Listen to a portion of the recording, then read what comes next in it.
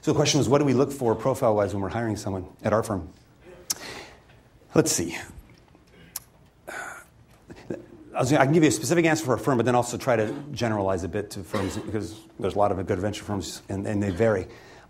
We look for, smart, flexibly minded people that are different from others we've hired. So we try to diversify our skill sets and backgrounds. We look for people who have, a deep Rolodex of contacts and such, but we also look for that self-confidence to be humble point I was making with regard to entrepreneurs. That we do look for that in the people we hire as well, because even though there can be a lot of big egos floating around in this industry, it could be a barrier to learning, I think, if you think you have the answers. You come in with a game plan as opposed to a spirit of lifelong learning, frankly. So I think but I want to give a caveat, and this caveat will apply to all firms, including ourselves. Whenever you ask that question of anyone in the venture business, but maybe in any business, notoriously in the venture business, you'll hear an answer that sounds remarkably like the person speaking. And the people who really don't have good self-awareness will say, and that's what you have to have, and that's the only way to be a successful venture capitalist. So I can't tell you how many times when I was getting into, interviewing and getting into this field, I'd hear these definitive statements like, if you haven't been an entrepreneur, how could you be a VC? Or if you haven't had 10 years of operating experience, how could you be a VC? And other contradictory statements we made by partners in the same firm, which was remarkable.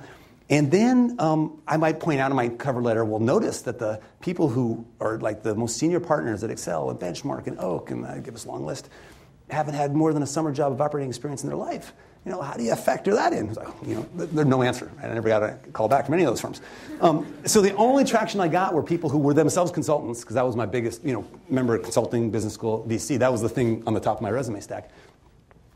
Those are the only people that pay attention to me. So that homophily bias, as it's called in recruiting, is very strong amongst firms that have no processes, no HR department, and are managerially a mess, like every venture firm. So therefore, your best bet is find someone like yourself that, on the web that you can send a letter into. But there is variety. You have people that come from the recruiting backgrounds, legal backgrounds, although, God, those are the most annoying. It's all up in the map. Engineers, marketeers. There tend to be a ton that have come from Stanford or Harvard Business School. So there is an overt, I think, bias. And I don't know that it's so much the simplicity of saying, that's where we hire from. It's just there's no HR department or process. So imagine a firm said, hey, send resumes. It'd be overwhelming. Who's going to read the resumes? So what do venture firms do? They're like, tell everybody you're not hiring.